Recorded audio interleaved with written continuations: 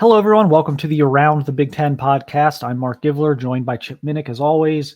Our Big Ten pre-spring look continues. We are looking at every Big Ten team heading into the spring practice window and kind of going over three, important questions about, what they kind of need to find out about themselves this spring as they try and springboard themselves into the summer and the fall camp. So with that said, we are probably on one of the more interesting ones, and that is Michigan. Very bizarre 12 months for the Wolverines. They win a national championship. Their coach leaves to the NFL. They have the NCAA thing going on, which still is not resolved. They get off to a really bad start. They play better down the stretch. They beat Ohio State again, and then they beat without a lot of their best players, almost full strength Alabama in the bowl game. So roller coaster, I think, is the only way to describe the last 12 months in Ann Arbor. How much of that, and look, like the NCAA thing's not over yet. Like, we don't know. I don't think anyone knows what's actually going to happen there, when it's going to happen. Right. So we kind of have to table that a little bit until we actually know what might be happening.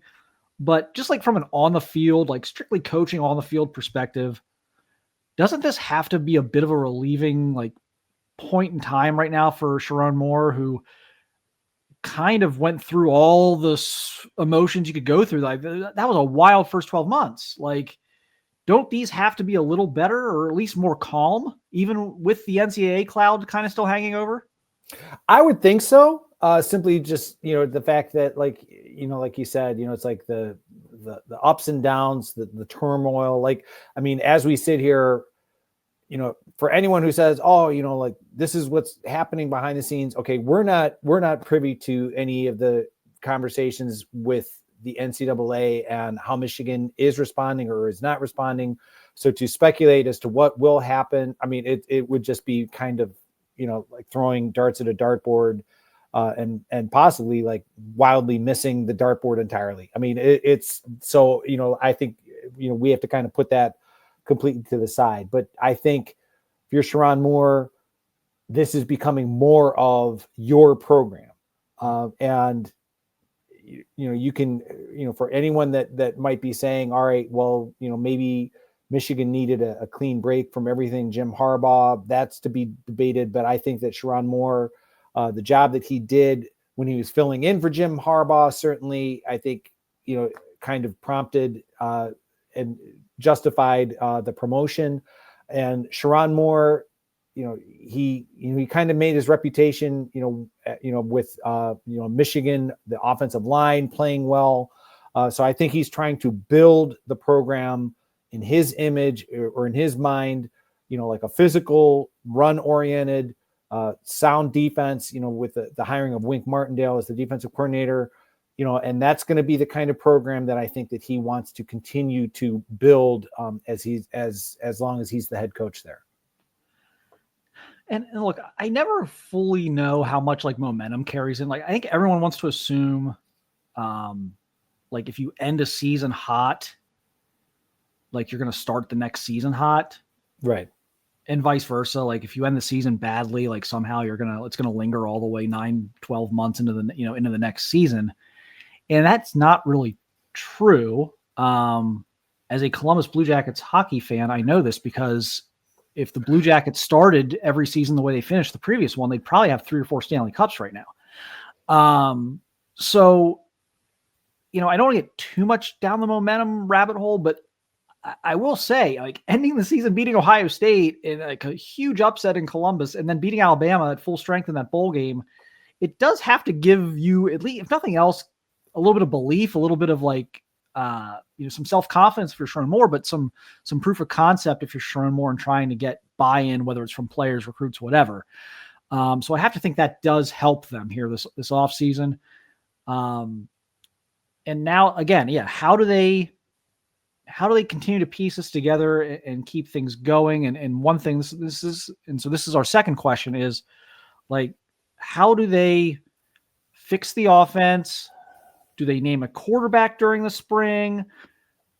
What does that quarterback room really like what is the strategy there, Chip? I mean, what do you think going into the spring this quarterback room is going to look like and this offense kind of needs to do to take off a little bit? I genuinely feel bad for, as much sympathy as an Ohio State fan can have for Michigan, but when it comes to the Michigan quarterback, because they were active in the transfer portal, they brought in Mikey Keene as somebody to compete for that job. As I sit here, I struggle to find how, if you're a Michigan fan, like how you're not pounding the table, like you want to see Underwood, like give him the keys to the car, and damn the torpedoes and let's go, and I just think that, all right, pulling all the eggs in that basket of a true freshman, very talented true freshman, but still a true freshman, I think would be a risky thing. So I think the Michigan quarterback position, getting that, I would be tremendously surprised if Michigan announces their starter by the end of spring. Maybe somebody emerges, takes control of the position, and it's like clear cut. I mean, that was you want to talk about something last year that was painfully obvious to everyone within the college football world. Like, okay, Michigan really they've got some major question marks at the quarterback position coming out of the spring, and it manifested itself throughout most of the season. So if they can get that definitively answered this spring, great. I'm going to be skeptical. I think that, the fact that Underwood, yeah, he's on campus, he's very talented. I'm not going back on that, but I just think that there are going to be questions that need to be answered this spring. So it's going to be interesting, for Michigan offensively. So I thought the Mikey Keene pickup was very savvy by Michigan. Do I think Mikey Keene is like a future first-round pick or a superstar? No. Do I think Mikey Keene immediately gives them a higher floor than any of their quarterbacks last year gave them? Absolutely. So I think right away they've raised their floor with Mikey Keene, if that's the direction they go. Gives them some veteran leadership. He's like a jitterbug out there. He's really like annoying if you're a defense. Like he's a little guy running around out there, can make plays with his legs. So I liked that pickup. I'm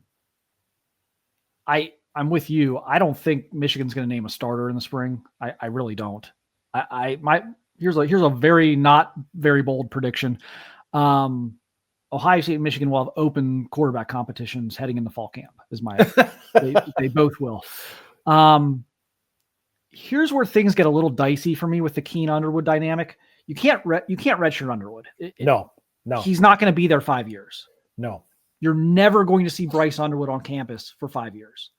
He's either going to be as good as advertised and he is gone probably in 3, or it's going to be a situation where it just doesn't work out for some reason. I'm betting it does. I'm betting more toward the former, that he's as good as advertised. But if he's not, then we live in a new world now, and just quarterbacks don't stay in the same place 5 years. It's 3 years and out, either to the NFL or to another program. So there's no use redshirting him. So you got to play him this year.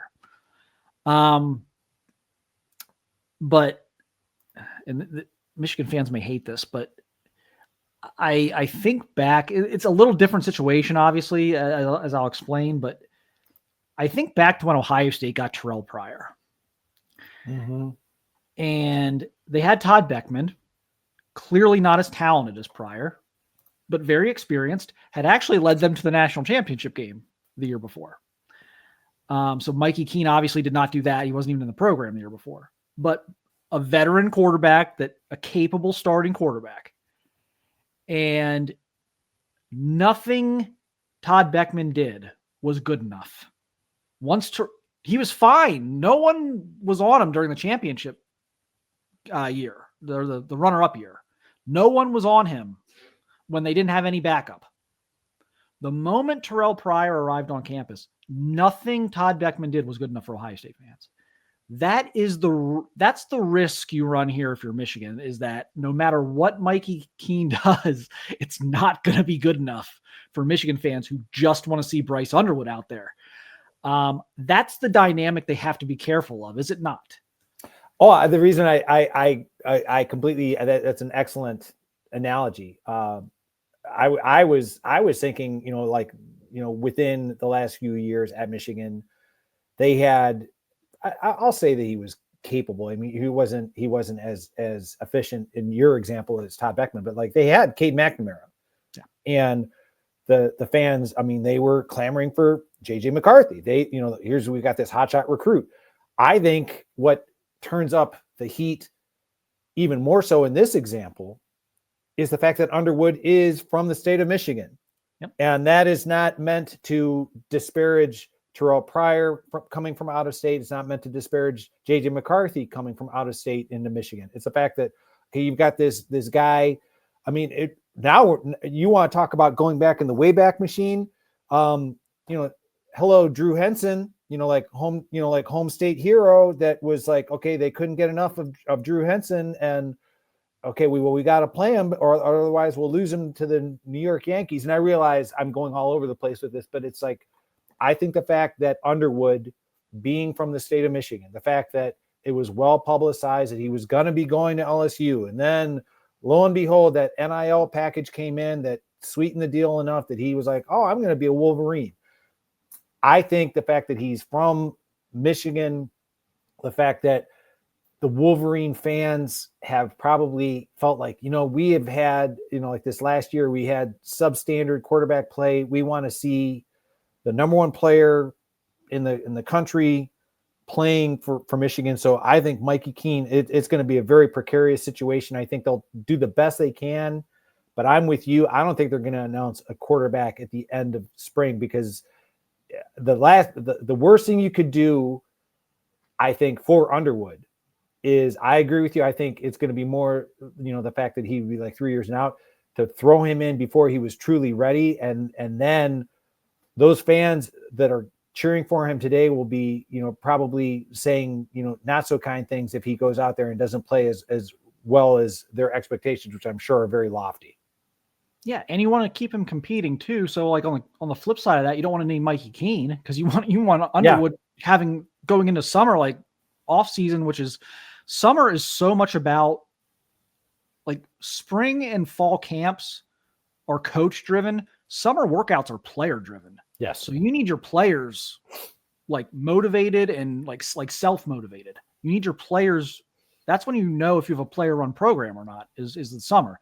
And so you need Underwood completely locked in on a competition. But yeah, like Sherrone Moore's gonna have to get his hands around this right away in spring and manage it the best he can. So a lot of this will be out of his control. You can't control the fan base reactions, right? But he's got to make sure he's very clear with the two guys that matter in this, the two quarterbacks that matter in this, and make sure like he sticks with whatever he's saying he's going to do, and so that is going to be a thing for me to watch. Like the spring is how they manage that situation, and again, we'll see how that goes. Our third thing, of course, is the talent on defense. How has Michigan recruited well enough via the portal, via high school, to replace these guys, your Mason Grahams, your Will Johnsons? These are big name players. These are first round draft picks. Can Michigan replace these guys? I'm going to say yes, they can. I mean, until they prove me otherwise, prove me wrong otherwise. I say, as an Ohio State fan, I recognize where strength and quality is, and the Michigan defense, the last several years, the talent there, I think that they've certainly recruited well. I think that they've done a really good job within the transfer portal, like Damon Payne, coming on board, Trey Williams, a guy that, we've talked about, that, better than I certainly do, that I thought would have been great if it had worked out for him in Georgia. But Troy Bowles, I mean, they seem to identify the players within the transfer portal as well as guys within their high school recruiting that they can bring in and develop. So I certainly anticipate the Michigan defense. Maybe it would be unfair to expect them to play at the same high level that they did this past year, but I certainly expect them to play competitively like they have been over the last several seasons. Yeah, I like what they did in the portal defensively. Troy Bowles just seems like someone who could take off there. Mm-hmm. I like the Metcalfs, TJ and Tevis. TJ, I think, is going to be an instant impact guy at safety. They are, I believe, recently Rod Moore announced he was coming back to play. I'm not going to just go to the NFL coming off the lost season injury. I think that's going to be a huge emotional lift for him, if nothing else. But he's kind of been one of the emotional leaders of that defense over the years. So I think the pieces are there to reload on defense. And so the question really goes back to like our second question, which is like, if they can get the offense figured out, like quarterback obviously is the biggest thing. I think the running back room is going to be good again. I'm a big Jordan Marshall guy since high school. Justice Haynes was one of the best additions in the portal. So I think they've got their 1-2 punch at running back. No reason to think they won't field a good offensive line. So can they figure out quarterback and receiver? They've done some stuff in the portal at receiver. We'll see if that works. But yeah, the tools are there on defense to again have a very good defense. And like Trey Williams is he going to be Mason Graham? No, I don't think he's going to be Mason Graham, but that's a big like 2-gap defensive tackle. Really tough to move out of the middle. Freeze your linebackers up to make plays. Allows your edge guys to get after the quarterback. Like there's a lot of fit there. It's a great scheme fit for me. And then again, I love the Troy Bowles addition for them.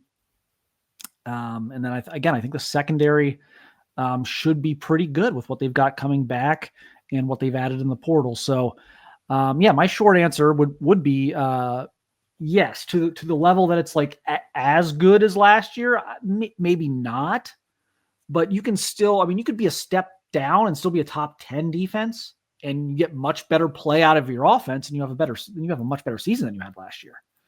Yeah. We talked earlier about, when it came to the transfer portal, and I realized that you and I, we have, I don't want to say like a huge difference of opinion, but like a guy that I'm higher on than you are at the wide receiver position for Michigan, Donovan McCulley. Just because, and I freely admit I may be mistaken. He's a wild card. He is. He like, to me, I look at him and I realize that, like every player is their own unique individual. But like, when I look at him, like just the physical attributes that he has, just kind of, to me, looks like stereotypical Michigan wide receiver, big, lanky, guy that is like, okay, going to be able to like pluck the ball. Maybe not necessarily like, terrorize you with his speed, but, like help you, move the chains, so that's where, it's like the fact that, the Michigan passing game, all right, they're losing their superstar tight end. So they're going to need to figure some things out. Like you talked about the addition of Justice Haynes, the fact that, Jordan Marshall represented himself very well in the bowl game against Alabama. So it's like, if they can figure things out at that crucial quarterback position in some way, shape, or form. And again, I'd be tremendously surprised if they have any kind of answer by the end of the spring. I'm inclined to agree with you. I think you want to keep this going throughout the summer to kind of, develop that chemistry within, like the quarterbacks and the receivers. But I think, if I was a Michigan fan, I'd be kind of thinking, okay, we've got some really good additions to the program, and all we got to do is just kind of figure out what we're doing at the quarterback position, and we can be a threat within the Big Ten. Yeah. So we'll check back in here after the spring and see how things are going, especially in relation to that quarterback battle. That's going to be, for this podcast and what we cover with the Big Ten, I think some of these quarterback battles at Michigan and Ohio State are going to be maybe the biggest two stories of our spring and summer. So we'll be on top of those as well as they develop. So we'll be back to kind of look at that. We'll do a schedule analysis of Michigan's upcoming schedule, and maybe once the depth chart has not been set, but at least we know what the roster is going to look like. The spring transfer window closes, et cetera, and we have a better idea what the rosters are. We'll do kind of a schedule analysis and prediction, maybe do like an over/under win total prediction or a or at least just maybe just predict the record. We'll do something like that with every team. So looking forward to seeing how this Michigan quarterback battle plays out. We'll continue to monitor that over the coming weeks, but I think it's time to move on to our next one. So we will be back here soon with another team, another look at a in-depth look at another Big Ten program. But thanks again for watching, and thank you for listening. We'll talk to you soon.